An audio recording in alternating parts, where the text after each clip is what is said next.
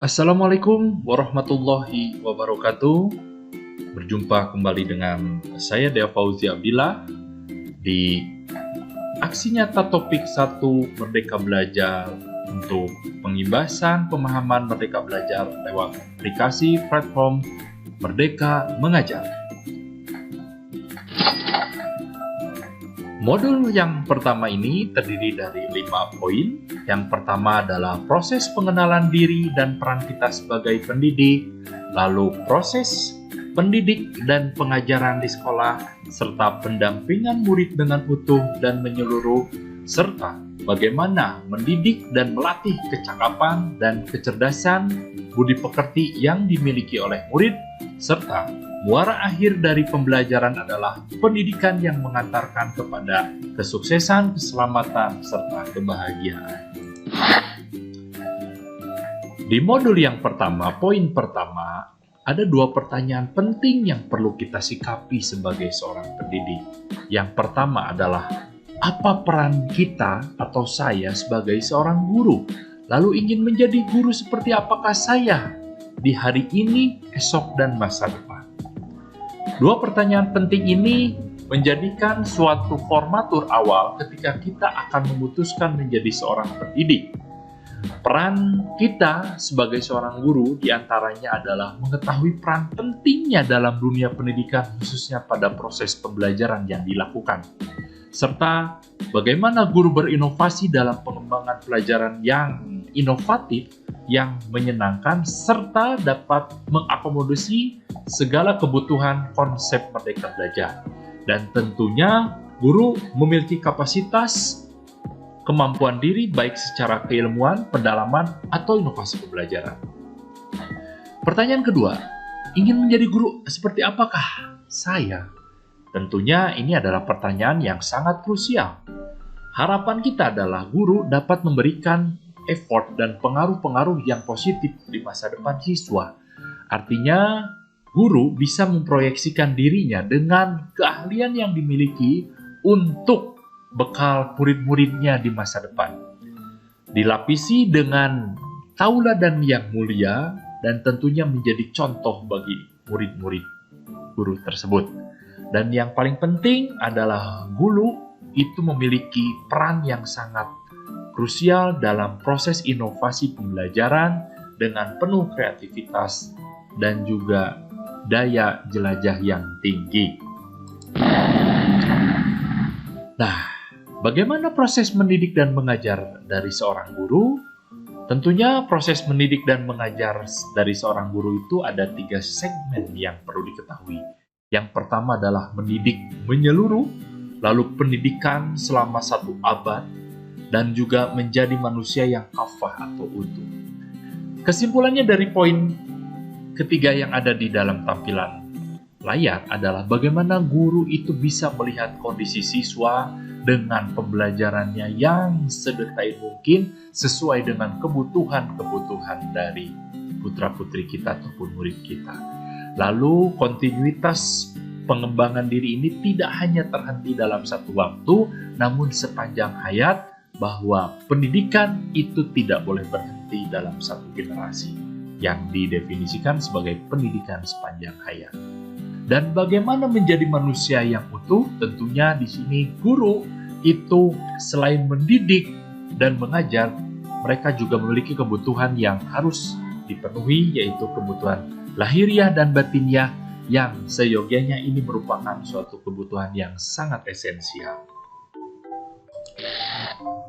Dan guru juga memiliki proses pendampingan ataupun melakukan proses pendampingan murid dengan utuh dan menyeluruh. Karena pada hakikatnya murid itu memiliki 3 kodrat.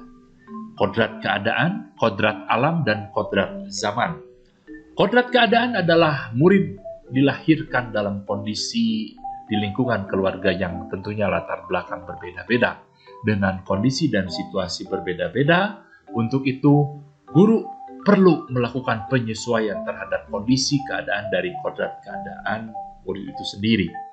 Yang kedua ada kodrat alam. Murid dilahirkan di lingkungan ataupun di situasi kondisi yang tentunya beragam. Untuk itu, kodrat alam ini menjadi modal penting dalam penentuan perilaku dan juga proses pembelajaran nantinya di lingkungan formal. Lalu satu lagi adalah kodrat zaman. Murid itu dilahirkan dalam kondisi situasi zaman yang tentunya menyesuaikan dengan usia kita. Untuk itu, menurut Ki Hajar Dewantara yang pernah berucap dan berujar bahwa pendidikan itu harus disesuaikan dengan kondisi dan zaman siswa. Tidak boleh dengan kondisi dan zaman guru. Artinya, kedua situasi berbeda ini harus disatu selaraskan atau satu tujuankan agar tujuan pembelajaran atau tujuan pendidikan secara makro dapat tercapai. Dan yang pertama harus kita ketahui dalam proses pendampingan murid dengan utuh dan menyeluruh itu ada asas trikon ya. Asas trikon ini merupakan akronim dari kontinu, konvergensi, dan konsentris ya. Kontinu di sini bermakna bagaimana pembelajaran itu tidak berhenti di satu waktu saja, dilakukan sepanjang waktu pembelajaran, bahkan di luar kelas pun guru mampu dan harus bisa melayani kebutuhan siswa. Lalu ada konsentris, guru menjadi pusat informasi dan fasilitator memberikan berbagai macam pengetahuan untuk diakses oleh para murid. Dan satu lagi adalah konvergen, dengan berbagai macam latar belakang budaya yang dimiliki oleh bangsa Indonesia, tentu ini menjadi modal untuk memfilter bagaimana kebudayaan yang berasal dari luar ini dipadu-padankan menjadi hal yang sinergis. Artinya, pembelajaran tidak terhenti dalam satu aspek disiplin ilmu saja, tetapi harus berkelanjutan, terbuka, dan berdasarkan kebudayaan bangsa. Selanjutnya adalah mendidik dan melatih kecerdasan budi pekerti. Budi pekerti di sini adalah watak ataupun buah pikir dari nalar siswa yang dikembangkan menjadi satu pemikiran ataupun satu wadah yang positif di lingkungan tempat mereka hidup. Dari budi pekerti ini, kecerdasan berpikir murid harus dapat terwujudkan lewat aspek keluarga serta lingkungan. Dan sebagai pendidik atau guru juga memahami bagaimana karakteristik dari para murid-murid kita ini diasah dan dilatihkan dalam situasi yang selalu berbeda.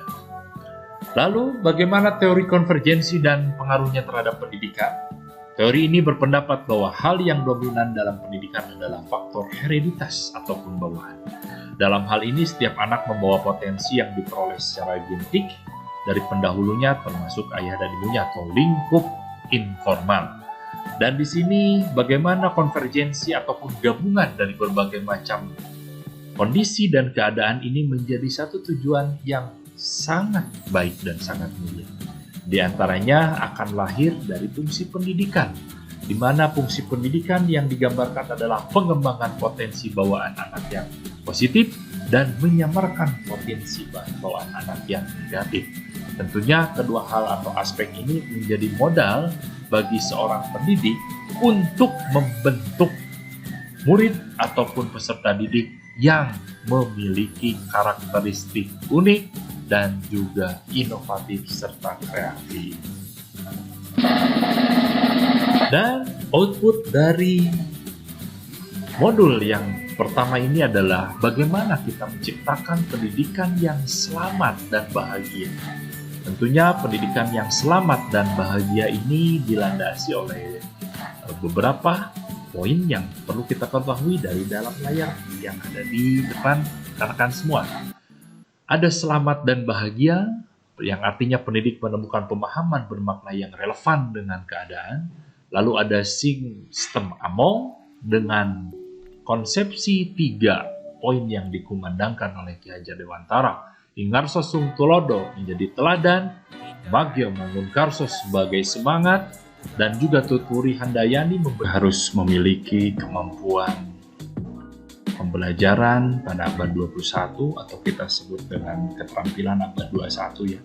Di antaranya ada critical thinking and problem solving, creativity and innovation, communication and collaboration.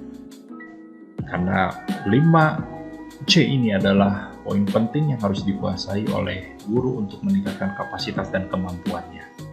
Lalu, pembelajaran juga harus melakukan proses pembimbingan dan pendampingan.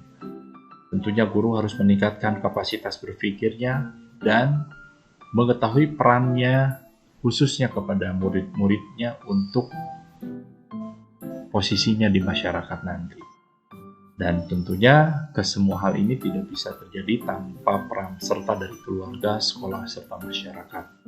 Pendidikan sejatinya bukan hanya tanggung jawab guru di sekolah saja, namun perlu melibatkan keluarga, sekolah, dan masyarakat untuk mewujudkan lingkungan pembelajaran yang optimal dan kondusif bagi peserta didik demi tercapainya tujuan pendidikan nasional. Itulah yang dapat saya sampaikan, mudah-mudahan bermanfaat. Kurang lebihnya saya mohon maaf. Terima kasih. Assalamualaikum warahmatullahi wabarakatuh.